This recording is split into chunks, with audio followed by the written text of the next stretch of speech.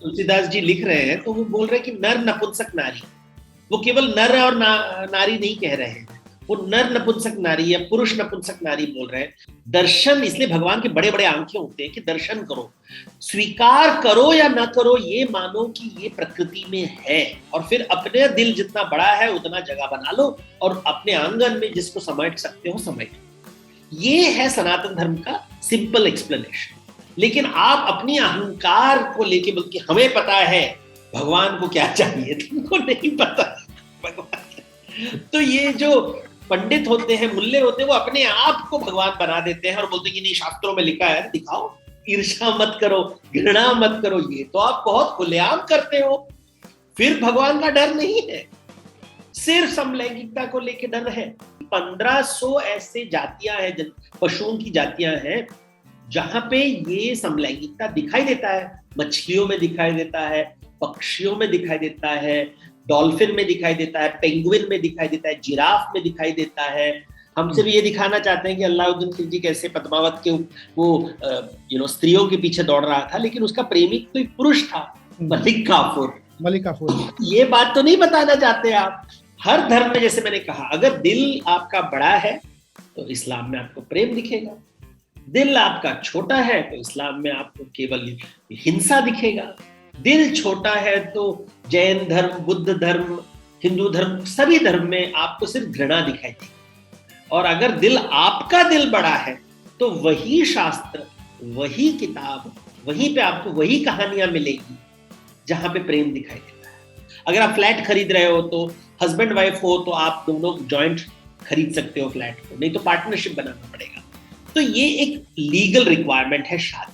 इसलिए समलैंगिक प्रेमी अगर मर गया तो वो उसका संपत्ति किसको देगा?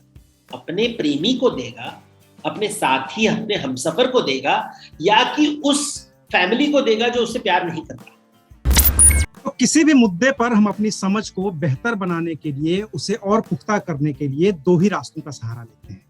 एक रास्ता है वैज्ञानिक चेतना का और दूसरा रास्ता है धर्म का, पौराणिक आख्यानों का।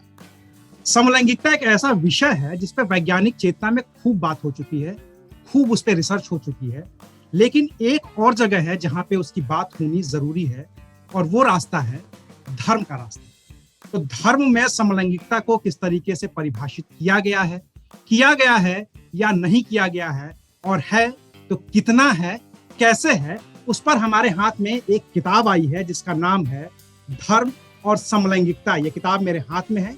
इसको लिखा है देवदत्त पटनायक ने। देवदत्त पटनायक किसी परिचय के मोहताज नहीं है। आज की जो युवा पीढ़ी है उनको पौराणिक आख्यानों पर जो उनका लेखन है, पौराणिक आख्यानों से वो जो लोगों को परिचित कराते हैं, वो बेजोड़ है। इस किताब को खुद देवदत्त पटनायक ने लिखा है, और इस किताब पे बात करने के लिए आज हमारे साथ खुद मौजूद हैं देवदत्त पटनायक। तो शुक्रिया सर वक्त देने के लिए। नमस्ते। जैसा कि सर ये बात हो चुकी है कि समलैंगिकता को लेकर के, होमोसेक्सुअलिटी को लेकर के साइंस में खूब काम हुआ है जी, लेकिन आपने जो किताब लिखी है वो किताब ये बताती है कि मानव सभ्यता का जब से विकास हुआ है, जब से ये कालक्रम चला आ रहा है, तब से ये समलैंगिकता एग्जिस्ट करती है, अस्तित्व में है, और आपने हर धर्म के हवाले से इसको लिखा है। फिर भी हम ये जानना चाहेंगे आपसे कि शुरुआत, चूंकि हम भारत में हैं, सनातन धर्म की बात हमेशा से होती है, आपका बहुत लंबा उस पर लेखन रहा है, तो क्या सनातन धर्म में ये समलैंगिकता अस्तित्व में है, और अगर है तो इससे पहले बात करने से बचते क्यों हैं इस मुद्दे से? तो ज्यादातर लोगों को इसकी जानकारी नहीं है क्योंकि हम ज्यादा पढ़ते नहीं हैं और हम ज्यादा सुनते हैं और गुरुजी के पास जाते हैं, गुरुजी हमें कहानियां बताते हैं। अभी अगर आपने समलैंगिकता के ऊपर प्रश्न पूछा ही नहीं है, तब वो गुरुजी भी उसके बारे में रिसर्च नहीं करते, पढ़ते नहीं है वो किताब। तो जो विषय के ऊपर आप प्रश्न पूछते हो उसी विषय पे लोग थोड़ा रिसर्च करते हैं। जैसे मैंने इस ये किताब लिखने के कई साल पहले मैं स्त्रियों के ऊपर लिख रहा था कि हमारे शास्त्रों में स्त्रियों को लेकर कैसी कथाएं लिखी गई है, वेदों में, पुराणों में, आख्यानों में। और लिखते लिखते सडनली मैंने देखा कि कई ऐसी कहानियां हैं जहां पे हम नपुंसकों के बारे में बात कर रहे हैं, स्त्री रूपी पुरुष के बारे में बात कर रहे हैं, पुरुष रूपी स्त्री के बारे में बात कर रहे हैं। तो मैंने कहा कि हमारे शास्त्रों में ऐसी कथाएं क्यों बताई जा रही है, और फिर मुझे समझ में आया कि ये समलैंगिकता के बारे में है और ये बोलना चाहते हैं कि दुनिया में तृतीया प्रकृति भी होती है, सब लोग एक जैसे नहीं होते कि सिर्फ नर और मादा। और फिर मैंने देखा, जैसे रामचरितमानस को मैंने कोट किया है कि जब तुलसीदास जी लिख रहे हैं तो वो बोल रहे हैं कि नर नपुंसक नारी, वो केवल नर और नारी नहीं कह रहे हैं, वो नर नपुंसक नारी या पुरुष नपुंसक नारी बोल रहे हैं, मतलब वो 3 लिंगों को लेके बात कर रहे हैं। और ये मैंने देखा है बहुत ही कॉमन रिफ्रेन है हमारे शास्त्रों में, मतलब एक एक्सेप्टेंस है कि सब नर और मादा के ग्रुप में नहीं बैठते हैं, अलग अलग प्रकार के लोग हैं दुनिया में। और ये एक बहुत ही सोफिस्टिकेटेड थॉट जो कहीं और दुनिया में ज्यादा मिलता नहीं है, ये बहुत ही रिफाइंड और सोफिस्टिकेटेड थॉट है। अगर आज के 21वीं शताब्दी से देखें तो लगता है कि हमारे देश में कितनी इंक्लूसिवनेस है कि हमने एक्सेप्ट कर लिया था कि दुनिया में कई लोग होते हैं जो हमारे जैसे नहीं होते हैं, अलग होते हैं, अलग सोचने का तरीका है। तो ये बात को मैंने इस किताब में रखी क्योंकि ये किताब रियली एक कॉन्वर्सेशन था। अंकित भुक्तानी नामक एक युवक हैं जिन्होंने एक हिंदू क्वियर अलायंस ऐसे करके एक ग्रुप का था और उन्होंने प्रश्न मुझे पूछे थे और हमने इसको रिकॉर्ड कर लिया। तो उन्होंने कहा कि सर ये बहुत अच्छा है, इसकी किताब बना सकते हैं। तो हमने कहा ट्राई करते हैं, तो बनाया किताब। हमने पफिन को दिया और पेंगुइन को दिया और पेंगुइन ने कहा कि हम we have no problems, we would love to publish it. थोड़ा डर रहे थे कि आजकल कोई भी किसी छोटी छोटी बातों से लोग, तो उन्होंने कहा कि नहीं ये टॉपिक बहुत इंपॉर्टेंट है और हमारे देश में ये बताना चाहिए और लोगों को बहुत पसंद आया, तो अच्छा लगा। अभी जून महीना ही जो प्राइड मंथ वाला महीना बीता है, उसमें बहुत सारा काम हुआ। उसी महीने ये किताब आई भी थी हमारे हाथ में, लेकिन हम रिकॉर्ड नहीं कर पाए। सवाल फिर वही बनता है सर कि धर्म में ये शुरुआत कहाँ से, क्योंकि एक जो सवाल है ना, जो जेन्युइन सवाल ये है कि हम बचते क्यों हैं इन सब चीजों से, इन सब मुद्दों पे बात करने के लिए। हम क्यों उनको एकदम अलग तरीके से देखते हैं, किसी भी समलैंगिक को, जो जितने LGBTQ समुदाय के लोग हैं उनको क्यों अलग से हमें बताना पड़ता है कि हाँ हम हैं, हम एग्जिस्ट करते हैं, हम इसी आपके बीच के हैं, हम इसी सोसाइटी के हैं। तभी तो इस किताब की जरूरत पड़ती है, तभी तो हमें पौराणिक आख्यानों की तरफ जाना भी पड़ता है कि आप हैं क्योंकि पौराणिक आख्यानों में आपका भी जिक्र है। इसकी जरूरत थी क्या? क्या होता है, सामवेद में 2 प्रकार के कविताएं होती है। एक होता है जिसे कहते हैं आरण्य के गीत, जो जंगल में होता है, और दूसरा होता है जो नगर में होता है। जंगल में हर प्रकार के पेड़ होते हैं, हर प्रकार के पशु होते हैं, लेकिन जब ग्राम में या हमारे नगर में हम जब घर बनाते हैं तो हम हर पशु को अंदर लेके नहीं आते हैं, हर पेड़ को अंदर लेके नहीं आते हैं, तो हमें हमारी जानकारी बहुत कम होती है।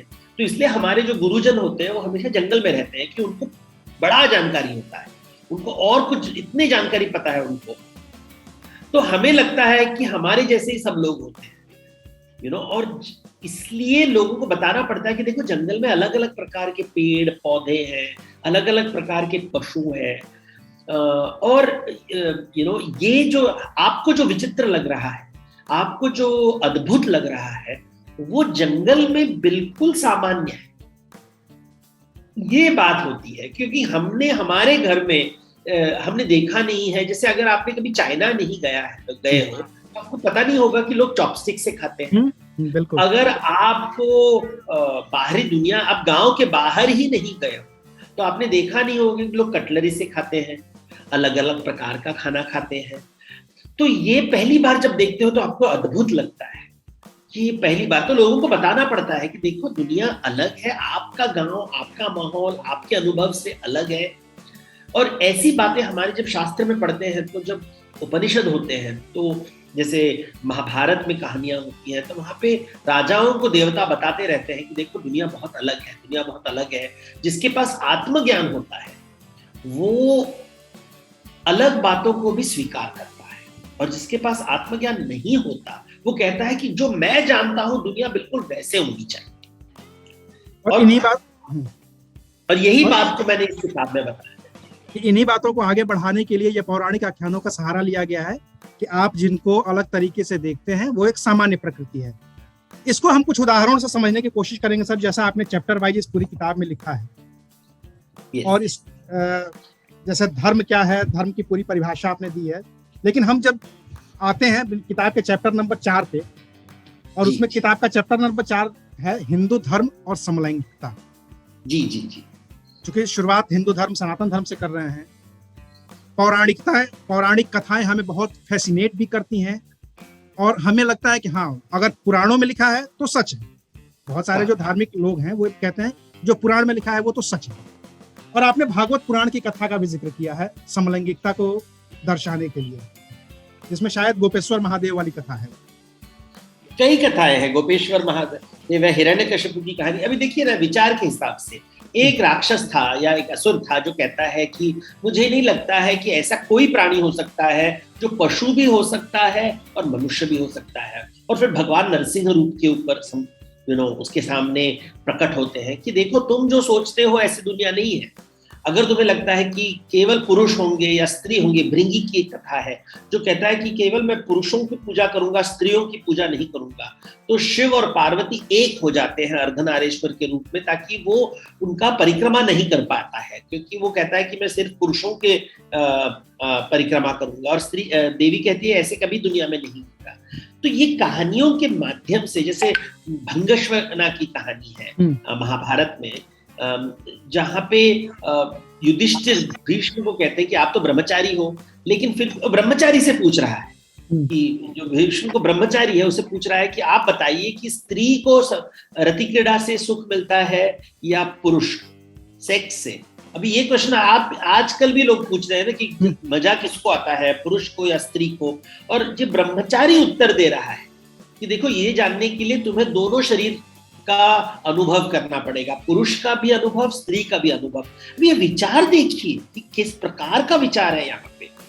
और वो बोल रहे कि एक राजा था, भंगश्वना नामक राजा था, जिसके पास दोनों शरीर थे, पुरुष का भी शरीर था, स्त्री का भी, जिसको आजकल हम ट्रांसजेंडर कहते हैं। तो ये विचार हमारे शास्त्रों में है। या फिर अरुणी की कहानी है कि जो सुबह के समय सूरज, जो सूर्य भगवान है, उनके सारथी हैं, वो कहते हैं कि वो स्त्री का रूप लिया था, तो पुरुष होके भी वो स्त्री का रूप लिया था। इंद्र उससे मोहित होके वाली का जन्म हुआ, सूर्य उससे मोहित होके, तो मतलब वो सबको पता है वो पुरुष है।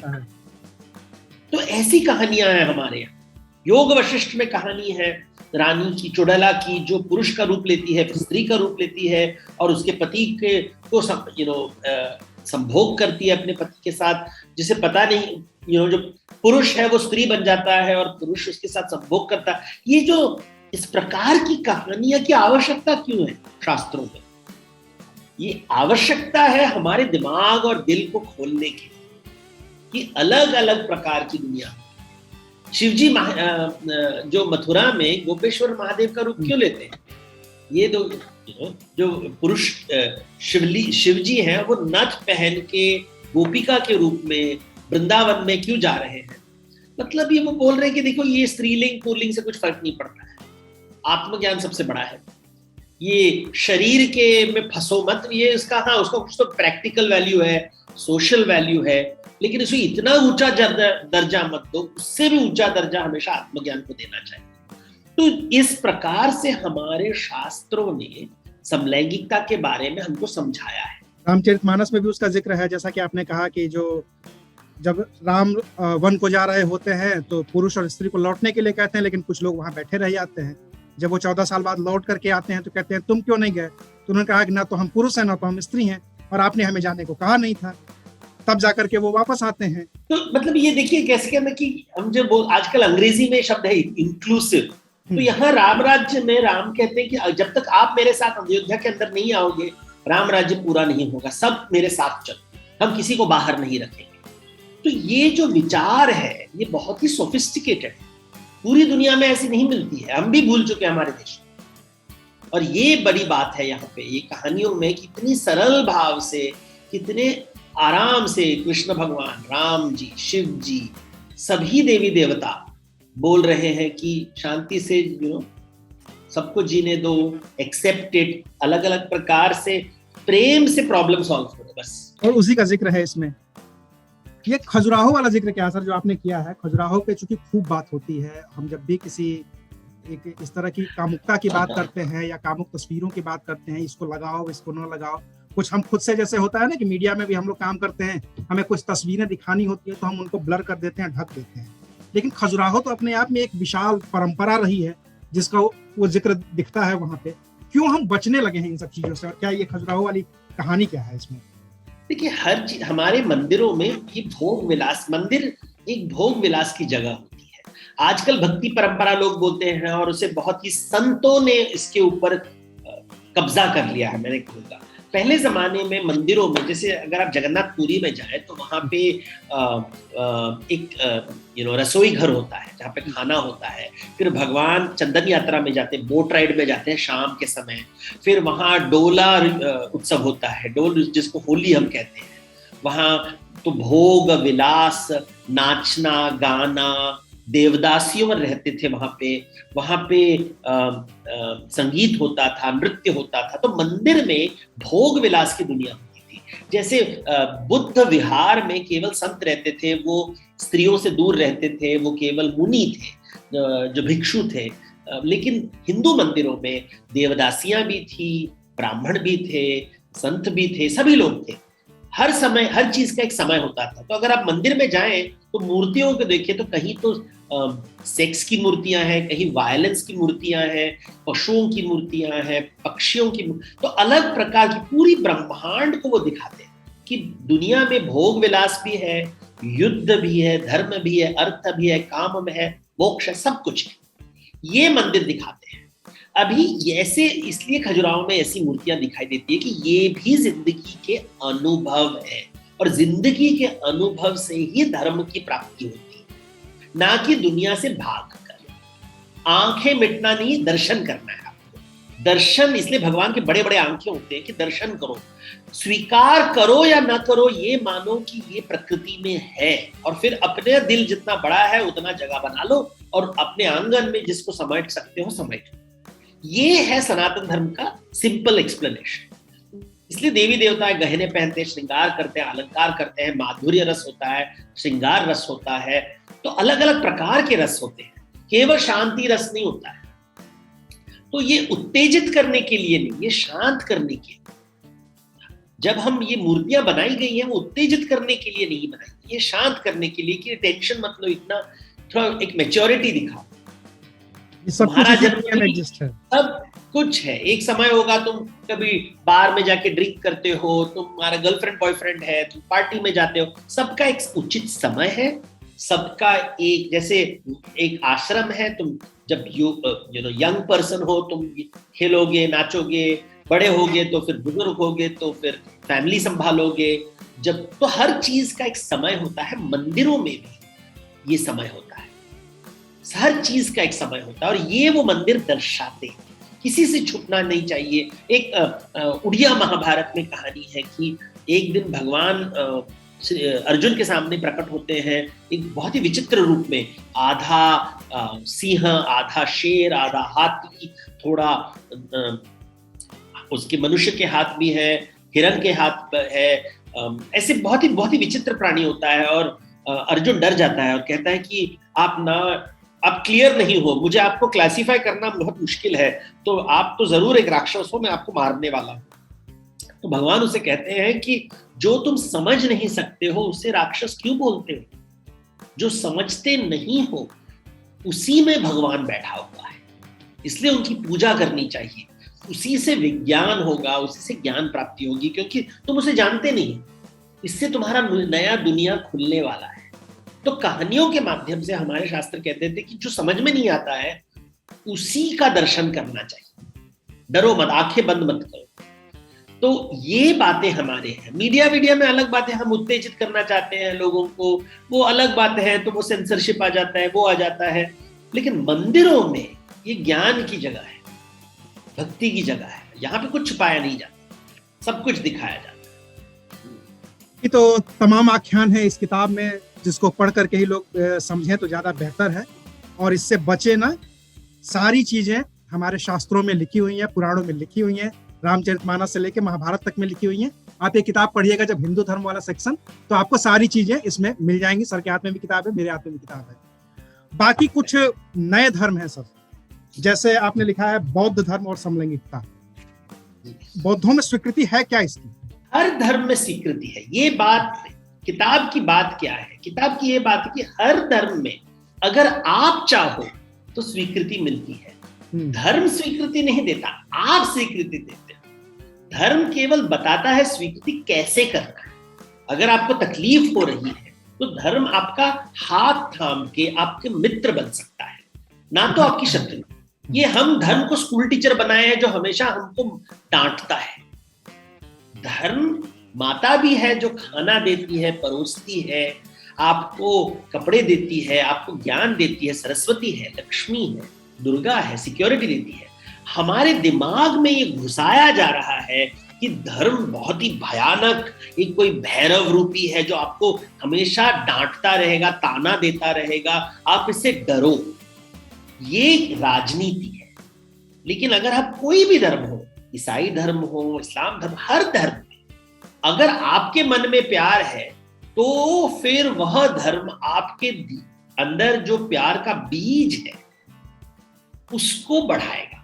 अगर आपके दिल में नफरत का बीज है तो धर्म उसको खत देगा। तो ये बात ये किताब में दिखाना है कि देखो, अगर आप देखिए, अगर आप मुसलमान हो तो बोले हमारे धर्म में ऐसे नहीं लिखा है। लिखा है, ढूंढोगे तो पाओगे, ढूंढोगे तो पाओगे। एक आदमी ने कहा था, एक दिन एक आदमी ने कहा था कि अमेरिका में कि जीसस ने ऐसे कुछ बताया नहीं है। तो फिर फाइनली मेरे एक पादरी दोस्त ने उसको कहा कि जीसस इसके ऊपर बात ही नहीं किए। तो अगर बात ही नहीं किए हैं तो आपको कैसे पता है कि उसको अपोज किया है? ये भी सही बात है। आप अपोज कर रहे हो, इसलिए जीसस के मुंह में अपना शब्द मत डालो। जीसस ने एक कमेंट नहीं किया इस विषय के ऊपर। उसने ये कहा है कि प्यार हमेशा सबको दो, ये जरूर बताया है। कभी नहीं कहा है कि प्यार मत दो। लेकिन समलैंगिकता के ऊपर स्पेसिफिकली बात नहीं किया है। तो फिर आप घृणा क्यों चूज कर रहे हो? ये आपका प्रॉब्लम है। आप ईसा मसीह को ये प्रॉब्लम का गन मत बनाइए। अमेरिका में तो लोग बोल रहे हैं आजकल कि भगवान ने बोला हमको गन कैरी करने की। लेकिन आपने बता दिया ना। तो हम क्या करते हैं, देवताओं को लेते हैं और अपनी घृणा का माध्यम बना देते हैं। घृणा हम में है, धर्म में नहीं है। धर्म तो एक माध्यम है। तो हमें डील करना है हमारे प्रॉब्लम से। तो जब हम इस्लाम की बात करते हैं तो इस्लाम में प्यार की बात भी होती है। इस्लाम तो हम केवल युद्ध के बारे में, जिहाद, ऐसे सब बात करते हैं लोग। लेकिन यहाँ पे तो प्यार के बारे में बात किया है, फना के बारे में किया है कि जो समझ में नहीं आता है वो अल्लाह के ऊपर छोड़ दो, तुम मत डिसाइड करो। You are not there. आप जज क्यों बन रहे हो? तुम जज क्यों बन रहे हो? कयामत के दिन है ना वहां पे कोई और करने के लिए। तुम टेंशन मत लो। तुम भगवान का काम करने की तुम्हारी कोई आवश्यकता नहीं है। तुमको आउटसोर्स नहीं किया गया है ये बातें। लेकिन आप अपनी अहंकार को लेके बल्कि हमें पता है भगवान को क्या चाहिए, तुमको नहीं पता भगवान। तो ये जो पंडित होते हैं, मुल्ले होते हैं, वो अपने आप को भगवान बना देते हैं और बोलते हैं कि नहीं शास्त्रों में लिखा है, दिखाओ। और ये किताब तो मनुष्य ने लिखा है ना, लेखन तो मनुष्य ने लिखा है। आप जितना भी कुछ बोलो, बाद में भगवान ने मुझे बताया है, लेकिन तुमने जो सुना और क्या लिखा, आप पत्रकार हो, you are in the journalist media, आपको पता है कि सुनने में और लिखने में कितना अंतर होता है। अगर मैं आप ही की पूरी बात ट्रांसक्राइब करूं, आप जो मुझे बोल रहे हैं उसकी बात ट्रांसक्राइब करके मैं एक आर्टिकल लिखूं, तो हो सकता है कि बहुत सारी बातें इधर से थोड़ी उधर हो सकती हैं। वो इंटोनेशन, बोलने का जो भाषा, वो जो साउंड, वो सब लिखन में नहीं आता। बिल्कुल नहीं आएगा। तो ये जब बोलते हैं कि नहीं ये हुआ है, ये बोला है, तो ये अपना ही अंदर जो क्लेश है, जो नेगेटिव थॉट्स है, आप भगवान के मुंह से निकाल रहे हो। हर धर्म बनाया गया है शांति के लिए, और लेकिन राजनीति के नहीं, धर्म बनाया गया है पावर हड़पने के लिए, लोगों को मारने के लिए, टेंशन कंट्रोल करने के लिए। ऐसा नहीं है। धर्म हमेशा शांति की बात करता है, और वो जो शांति के पहलू है इस किताब में दिखाए गए। जैसे जैन धर्म के जो मुनि थे, वो लोग बिल्कुल ब्रह्मचर्य का पालन करते थे, लेकिन उन्होंने भी समलैंगिकता के ऊपर लिखा है। वो कहते हैं कि देखो अलग प्रकार के शरीर होते हैं। एक तो होता है जो हमारा सूक्ष्म शरीर होता है मन, फिर स्थूल शरीर होता है जो हमारा बॉडी है, फ्लैश, अन्न कोश है, भाव शरीर है, और फिर फ्लैश जो है हमारा, बॉडी जो है हमारा, माइंड जो है वो अलग होता है। फिर एक व्यक्त शरीर होता है जिससे आप अपने आप को व्यक्त करते हैं, ये अलग शरीर है, ये तीसरा शरीर है। तो एक आपके अंदर है जो मन वाला शरीर है, भाव शरीर है, तो भाव शरीर बहुत अलग होता है। स्थूल शरीर जो आपको दिखाई देता है, physical body is different from your mental body, which is different from your social body, जो व्यक्त शरीर है, आप कपड़े कैसे पहनते हैं। और ये तीनों में मिलाप शायद कभी नहीं होगा। आपके मन में आपको लगेगा कि नहीं, मेरी भावनाएं स्त्रियों की है लेकिन मेरा शरीर पुरुषों का है, या मेरा मन, कभी कभी हमें भी लगता है कि मेरे अंदर स्त्री जैसे भावनाएं उत्पन्न हो रही है। तो भावना की जो दुनिया है, भाव शरीर, ये बहुत अलग दुनिया है। तो ये सब बातें हमें जैन मुनि बात कर रहे हैं, ये ब्रह्मचारी लोग, लेकिन वो बोल रहे कि ऐसा ही दुनिया है, ये सनातन है। अभी इसे स्वीकार करें ना करें, कितना उसको पकड़ के रखें, किसे हम एक्सेप्ट करें नहीं एक्सेप्ट करें, वो अपने ऊपर है, हमारे सिचुएशन के हिसाब है। दिल बड़ा है तो आप आसानी से स्वीकार करोगे, दिल छोटा है तो आपको मैनेज करना पड़ेगा। तो ये बातें हम देखते हैं, बुद्ध धर्म में भी देखते हैं, जैन धर्म में देखते हैं, ईसाई धर्म में दिखता है। जैसे सिखिज्म में गुरु नानक के जो किताबें हैं, जो ग्रंथ साहिब है, यहाँ पे समलैंगिकता के बारे में कुछ नहीं बताया, कुछ नहीं बताया, एक वर्ड नहीं मिलता है हमको। लेकिन जब हम किसी सिख गुरु को, कोई टीचर है उसको बोलते कि सर आपको क्या लगता है, नहीं नहीं हमारे शास्त्रों में नहीं लिखा है, ऐसे नहीं लिखा है, तो फिर घृणा कहां से आया? परमिशन थोड़ी ना दिया है, वो कहा है कि वहां पे झूठ मत बोलो, लेकिन आप तो झूठ बोलते हो। उन्होंने बोला है कि ईर्ष्या मत करो, लेकिन आप तो ईर्ष्या करते हो। आप घमंड मत करो, बड़ा आप घमंड करते हो। तो ये सब किताबों में लिखा है कि घमंड मत करो, ईर्ष्या मत करो, घृणा मत करो, ये तो आप बहुत खुलेआम करते हो। फिर भगवान का डर नहीं है, सिर्फ समलैंगिकता को लेके डर है, तो मतलब कुछ तो प्रॉब्लम है आप में। धर्म में प्रॉब्लम नहीं, आप में प्रॉब्लम है। और ये कूटनीति तो मैं पकड़ लेता हूँ, किताब में बताया। और ये असल में होता ही है ना कि ये जो सारी बातें हैं ये सिर्फ समलैंगिकता तक ही सीमित नहीं रह जाती हैं। फिर आप अपनी हर बात को मनवाने के लिए उसका सहारा लेते हैं और कहते हैं कि ये उसमें है, ये उसमें नहीं है। एक और जो पुरातन सभ्यताओं की बात आती है, आपने जैसे इसमें जिक्र किया है मिस्र की सभ्यता का, ओसाइरिस की सभ्यता का, चीन की सभ्यता का, या हर जगह ये सारी चीजें मिलती हैं ना? तो देखिए, चीन सभ्यता में मिलती है कहानियां राजाओं की जो प्रेम करते थे पुरुषों से। मिस्र सभ्यता जहां पे वो पिरामिड्स बनाते थे, वहां पे भी हमें कहानियां मिल रही हैं। तो मतलब हर संस्कृति में अलग अलग प्रकार से, वो एक जैसे नहीं होता, अलग अलग प्रकार से।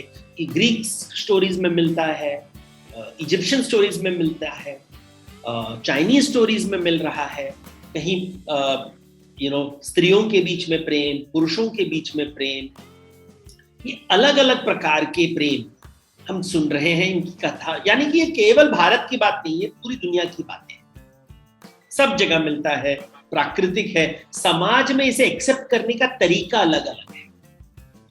एक समय था जब हम स्त्रियों को कहते कि नहीं हमारे शास्त्रों में लिखा है कि स्त्रियां शिक्षित नहीं हो सकती। अभी वो बदल गया, अभी तो नहीं हमारे शास्त्रों में लिखा है स्त्रियां शिक्षित हो सकती। एक समय था जब हम उन्हें उदाहरण भी मिल गए होंगे कि विद्योत्मा थी। जैसा आपका दिल है वैसा उदाहरण मिलेगा। अगर दिल खुला है तो शास्त्रों में सब अच्छी बातें मिलेंगी। दिल अगर आपका छोटा है तो शास्त्र में भी शास्त्र वही दिखाएंगे जो आपके दिल में। अगर आपके दिल में प्रेम है तो दिखाई देगा। तो मैंने देखा कि पूरी दुनिया में कहानियां मिलती है, प्रकृति में मिलता है। लेकिन जैसे 50 साल पहले जो नेचर के बारे में, प्रकृति के ऊपर लिखते थे, पशुओं के बारे में लिखते थे, वो कभी समलैंगिक पशुओं के बारे में नहीं लिखते थे।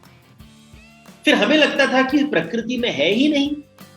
फिर जब वैज्ञानिकों ने रिसर्च किया, उन्होंने देखा कि 1500 ऐसे जातियां हैं, पशुओं की जातियां हैं, जहां पे ये समलैंगिकता दिखाई देता है। मछलियों में दिखाई देता है, पक्षियों में दिखाई देता है, डॉल्फिन में दिखाई देता है, पेंगुइन में दिखाई देता है, जिराफ में दिखाई देता है, लायन में दिखाई देता है। तो फिर ये प्रकृति में है तो प्राकृतिक भी है। तो फिर मतलब जब दर्शन करते हो तब दिखाई देता है। जब आपके दिल में डर नहीं है तो दुनिया खुल जाती है, सब दिखाई देता है आपको। और ये है शास्त्र का सबसे बड़ा बात कि देखो, दर्शन करने के लिए दिल बड़ा होना चाहिए। तो एक चीज जो जिसपे कई बार बात होती है, इस्लाम में इसकी कितनी गुंजाइश है? क्योंकि मैं अलग से इसलिए बात कर रहा हूँ क्योंकि बहुत बातें होती हैं और बहुत सारे आरोप लगते हैं। आपने इसमें ISIS का भी जिक्र किया है, तालिबान का भी तालिबान का तो जिक्र नहीं है, लेकिन ISIS का इसमें जिक्र है बाकायदा। हाँ, बिकॉज पेपर में वो आता है कि वो उनके देश में उन्होंने समलैंगिकता को पत्थर मार के फेंक दिया, ये कर दिया, वो कर दिया। लेकिन जब हम फारसी परंपरा पढ़ते हैं, तो वहां पे हम देखते हैं कि अलाउद्दीन खिलजी का एक प्रेमी था जिसका नाम था मलिक काफूर। तो आपने वो टीवी, वो पद्मावत सीरियल में उन दोनों को दिखाया है, उनके बीच का प्रेम नहीं दिखाया है। हम सिर्फ ये दिखाना चाहते हैं कि अलाउद्दीन खिलजी कैसे पद्मावत के वो स्त्रियों के पीछे दौड़ रहा था, लेकिन उसका प्रेमी कोई पुरुष था, मलिक काफूर। ये बात तो नहीं बताना चाहते आप कि मलिक काफूर को दिखाया स्क्रीन पे, लेकिन दोनों के बीच में प्रेम था। उसे जब खरीदा था, उसका नाम था 1000 दिनारी। इतना सुंदर पुरुष था कि उसको 1000 दिनार दे के खरीदा हुआ था। तो वो गुलाम थे, वो ममलूक, उनको गुलाम वाली परंपरा है। जब हम मोहम्मद गजनी की बात करते हैं, या उनका नाम ठीक से किताब में है, याद नहीं आ रहा मुझे ठीक से, उनके भी प्रेमी के बारे में हमने सुना है। बाबर का एक प्रेमी था पुरुषों के साथ। तो ये जो तुर्क और अफगान राज्यों में पुरुषों के साथ प्रेम करना, ये बहुत ही स्वाभाविक था, ये नेचुरल, उनका कल्चर में, उनकी संस्कृति में इसे नॉर्मल, कोई ज्यादा सोचता नहीं था इन बातों के ऊपर। लेकिन आजकल हम नए शास्त्रों में लिखा है कि ज्यादातर वो लूत की कहानी बोलेंगे। लूत, इंग्लिश में उसको लॉट कहते हैं। लूत पैगंबर, वो सॉडम एक सिटी था जिसमें समलैंगिकता हुई थी और भगवान ने उसको ध्वंस किया था।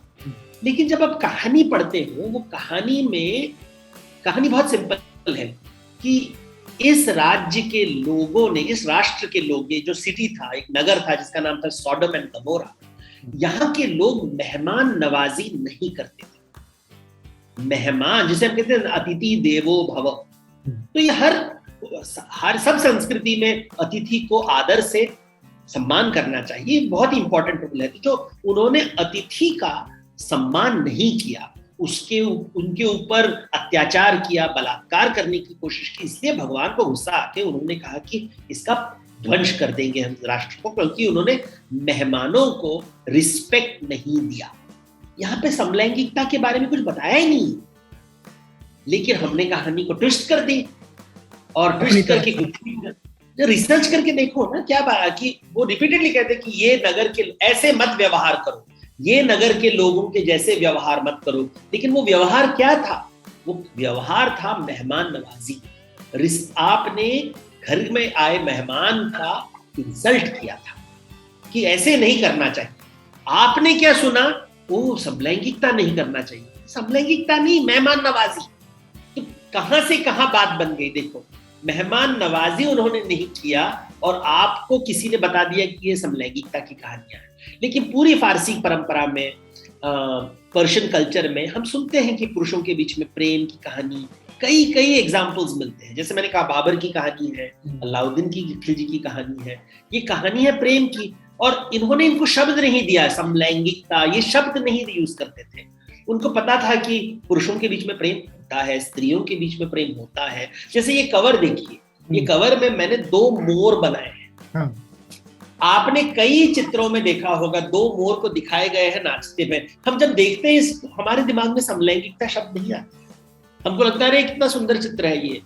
लेकिन ठीक से देखिए, 2 पुरुष नाच रहे हैं साथ में। अभी इसको हम क्या बोलेंगे? हम बॉलीवुड पिक्चर्स में भी दिखाते हैं, 2 पुरुष बोलते हैं, नाचते रहते हैं, गाते रहते हैं, अभी वो अपने प्राइवेट टाइम में क्या कर रहे हैं आपको कैसे पता? करते होंगे, नहीं करते होंगे। हाँ, बिल्कुल। जो करते हैं वो उनकी प्राइवेसी की बात है, आपको लेना देना क्या है उससे? करे ना करे, आप उसके ऊपर टिप्पणी क्यों कर रहे हैं, उसके ऊपर रोक क्यों कर रहे हैं? तो ये विचार तो इस्लाम में भी ऐसे ही है। तो हर धर्म में, जैसे मैंने कहा, अगर दिल आपका बड़ा है तो इस्लाम में आपको प्रेम दिखेगा। दिल आपका छोटा है तो इस्लाम में आपको केवल हिंसा दिखेगा, दिल छोटा है तो जैन धर्म, बुद्ध धर्म, हिंदू धर्म, सभी धर्म में आपको सिर्फ घृणा दिखाई देगी। और अगर दिल आपका दिल बड़ा है तो वही शास्त्र, वही किताब, वहीं पे आपको वही कहानियां मिलेगी जहां पे प्रेम दिखाई देता है। दर्पण है ये शास्त्र, ये कहानी, ये सब हमारे दिल का दर्पण है। तो मैं लोगों को, सब लोग बोलते थे कि अरे धर्म में सिर्फ नेगेटिव थॉट है, नेगेटिव थॉट है, नेगेटिव थॉट है। तो मैंने कहा थोड़ा रिसर्च करते चलो। और ये बहुत ही छोटी किताब है, ज्यादा डिटेल में मैंने जस्ट कहानियों के माध्यम से लोगों को समझाया है। जब हम गजल, जैसे गजल पढ़ते हैं तो गजल में तो हमेशा आदमी एक आदमी से प्यार करता है। आप बॉलीवुड सॉन्ग्स देखिए, बॉलीवुड सॉन्ग्स में कितने सॉन्ग्स हैं जहां पे आदमी आदमी से प्यार करता है, औरत औरत से प्यार करता है। आप रजिया सुल्तान पिक्चर देखिए, वहां पे दो स्त्रियों के बीच में प्रेम दिखाया गया है, बट बहुत ही हल्के तरीके से, ज्यादा वो दिखाते नहीं है जोर से, क्योंकि लोगों आपके आंखों के सामने ज्यादा भी नहीं दिखाना है ना। जैसे हर चीज का एक मर्यादा होता है, ज्यादा भी दिखाते नहीं, बट समझा दो कि है, ये है, और इसको आपके हिसाब से डिसेंसी से। तो ये भी किताब मैंने ये बताने के लिए लिखा है कि हर धर्म में प्रेम के लिए जगह है। कोई भी ऐसा धर्म नहीं है दुनिया में जहां प्रेम को अस्वीकार जाता है। तो हमें आतंकवादियों से धर्म नहीं सीखना चाहिए, हमको आतंकवादियों से धर्म नहीं सीखना चाहिए, उनको हमने धर्म के ठेकेदार बना दिए, हमें शास्त्रियों से सीखना चाहिए। बिल्कुल सही बात है कि शास्त्र जो बता रहे हैं वो आप खुद से फर्स्ट हैंड एक्सपीरियंस लेंगे तो शायद ज्यादा बेहतर होगा। जैसा आपने पढ़ा और आपने लिखा, आप तो किसी के पास नहीं गए होंगे, आपने तो सारे शास्त्र उठाए होंगे, पढ़े होंगे एक सिरे से, और फिर आपने सारे रेफरेंसेस दिए होंगे इनके। सबके रेफरेंसेस हैं, सबके रेफरेंसेस हैं। इस किताब को दर्शक पढ़ेंगे, हमारे जो दर्शक हैं वो इसके पाठक बनेंगे तो बेहतर समझ और होगी, और फिर वो जब सवाल भेजेंगे तो हो सकता है कि एक बार फिर हम आपसे बात करके और ज्यादा क्लियरिटी लेंगे। लेकिन एक जो आखिरी इसका चैप्टर है और जो बहुत इंपॉर्टेंट चैप्टर है, आज घर पर समलैंगिकता, सारे लोग हैं जो होमोसेक्सुअल हैं, जो समलैंगिक हैं, लेकिन वो जाहिर नहीं कर पाते, बहुत छुपे में, बहुत ढक छिप करके वो अपने प्रेम संबंधों को आगे बढ़ाते हैं। किस तरीके से इसको देखा जाए? क्या सिर्फ इसी वजह से कि समाज उन्हें स्वीकार नहीं कर पा रहा है, इस वजह से वो ढके छिपे हैं, इस वजह से वो अपने आप को जाहिर नहीं कर पा रहे? जैसे मैं पुरुष हूँ, मैं जाहिर करता हूँ कि हाँ मैं इस स्त्री से प्रेम करता हूँ, एक स्त्री है वो जाहिर करती है कि मैं इस पुरुष से प्रेम करता हूँ, लेकिन मैं पुरुष हूँ, एक पुरुष से प्रेम करता हूँ तो मैं जाहिर नहीं करूंगा, या एक स्त्री है, स्त्री से प्रेम करेगी तो जाहिर नहीं करेगी। एक तो विषय ये है, और दूसरा समलैंगिक विवाहों के लिए रीति रिवाज जो आपने बनाए हैं, इन दोनों पे बस अब मैं आपसे बातचीत चाहता हूँ। देखिए, घर में अगर हम आजकल देखिए, अगर पुरुष स्त्री से प्रेम करता है तब भी प्रॉब्लम्स हो सकते हैं। कौन सी जात, कौन सा धर्म, इसको लेके तो सर काट देते हैं, हाथ पैर काट देते हैं, ऑनर किलिंग होता है, ऑनर किलिंग से खाप पंचायत तक सब कुछ है। वो गोत्र भी नहीं है, ये नई नई बातें निकल रही, गोत्र, लव जिहाद नया टर्म आया है, लव जिहाद, वो धर्म को लेके बनाया है। तो हर आदमी दूसरे के प्रेम को लेके उसके मन में ईर्ष्या पैदा होती है। जब ईर्ष्या पैदा होती है कि तुम्हारी जिंदगी में प्रेम है और मेरी जिंदगी में प्रेम नहीं है, तो ईर्ष्या आती है। ये सब ईर्ष्या के अलग अलग रूप है। लव जिहाद ईर्ष्या से जन्म हुआ है, सहानुभूति से जन्म नहीं हुआ है, ये ईर्ष्या से जन्म हुआ है। वो कुछ भी वकालत कर देंगे जो भी कि हम हमारे धर्म को बचा रहे हैं, वो ईर्ष्या से है। अगर तुम्हारी जिंदगी में प्रेम है, आप दूसरों के जिंदगी के प्रेम में कभी बाधा नहीं डालते। ये एक रूल याद रखना चाहिए। बात रही समलैंगिकता की, अगर आपके बेटे बेटी बोल रहे कि शादी नहीं करना है, शादी नहीं करना है, शादी नहीं करना है, जबरदस्ती आप बहुत बात कर रहे हो, तो कभी कभार शायद ये हो सकता है कि वो समलैंगिक है। अगर आप में दिल, आपका कैरेक्टर स्ट्रांग है, आपको डर नहीं लगता, तो पूछ सकते हो कि बेटा आप अगर समलैंगिक हो तो बता दो, अगर नहीं है तो चुप बैठो। स्वीकार कर लो कि ऐसे बच्चे हैं जो शादी नहीं करते हैं, उनके आप देखोगे कि वो लड़की है, वो ज्यादा एक लड़की के साथ ही बैठती है, खाती है, बैठती है, तो बोलने की आवश्यकता नहीं है। समझदार को इशारा काफी है। आप इशारों से बात कर लीजिए, उसे बोले वो लड़की को घर में लेके आ जाओ, हम लोग साथ में खेलते हैं, उसे व्यक्त करने की आवश्यकता नहीं है। वो दोस्ती को आप समझ लो, कुछ तो अलग है ये दोस्ती, उधर तक तो पहुंच जाओ। पूरे हर चीज को व्यक्त करने की आवश्यकता नहीं है। शादी नहीं, हमारे देश में शादी नहीं करेंगे तो वही तो महा एक संकट आ जाता है। एक लड़का ने शादी नहीं किया, लड़की ने शादी नहीं की, तो ये बातों को लेकर कि स्वीकार कर लो, हमारे हर घर में होता है ना, एक मामा, एक चाचा, एक बुआ जो शादी नहीं किया है और उनके कोई खास दोस्त होंगे, बहुत दोस्तों के साथ मिलते रहते हैं, सहेली के साथ हमेशा रहते हैं। अभी सबको पता है कि ये कुछ और है, यहाँ पे ये केवल साधारण दोस्ती नहीं है, कुछ और है, लेकिन कोई पूछता नहीं है, क्योंकि एक डिसेंसी होती है कि भैया एक मर्यादा होता है, ज्यादा पूछो मत, उनको रहने दो, वो आपको तकलीफ नहीं दे रहे, आपका पैसा तो नहीं खा रहे। तो ये एक मेरा ये प्रैक्टिकल टिप होता है कि हर चीज बोलने की आवश्यकता नहीं है, लोगों को छोड़ दो, जबरदस्ती मत करो। अगर प्रेम है तो प्रेम को मत तोड़ो, और प्रेम समझ में नहीं आता है तो उसके बारे में बात मत करो, उसे रहने दो, अपने आंगन में रहने दो, तुम्हें तकलीफ तो नहीं दे रहे हैं। ये एक बात। तो ये मेरे लिए बहुत ही इंपॉर्टेंट पॉइंट है, प्रैक्टिकल, बहुत ही प्रैक्टिकल। शादी के बारे में जब हम बात करते हैं, इसका वैल्यू क्या है, देखिए, केवल शादी का at a very practical level कहें, आप जितने भी पंडित में बड़ा शादी कर लो, आप जितना भी बड़ा बारात लेके जाओ, जितना भी बड़ा इवेंट मैनेजमेंट कंपनी में जाके लाखों करोड़ों खर्च करके दहेज में दे दो, गवर्नमेंट पूछेगी पर्ची है क्या, शादी की पर्ची है क्या, वेडिंग सर्टिफिकेट है क्या। ये पर्ची क्यों है?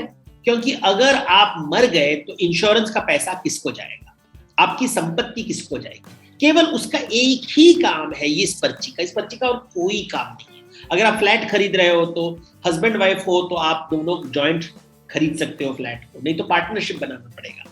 तो ये एक लीगल रिक्वायरमेंट है शादी। इसलिए समलैंगिक प्रेमी अगर मर गया तो वो उसका संपत्ति किसको देगा?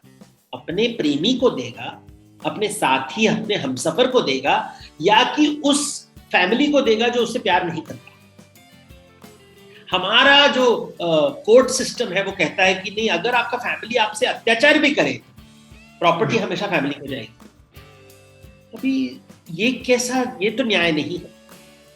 तो न्याय जिस मेरी इच्छा है कि ये किसी प्रॉपर्टी इसको जाए, तो इसको ये कोर्ट को चैलेंज नहीं करना चाहिए, आपकी जो विल होती है। इसलिए ये शादी का इंपॉर्टेंस आता है, समलैंगिक शादियों का। रीति रिवाज तो एक गेम है, टाइम पास है, लीला है। आप हार डालो, सप्तपदी करो, अग्नि के चारों तरफ जाओ, उससे गवर्नमेंट को कुछ लेना देना नहीं है। गवर्नमेंट कहेगी भैया पर्ची दिखाओ।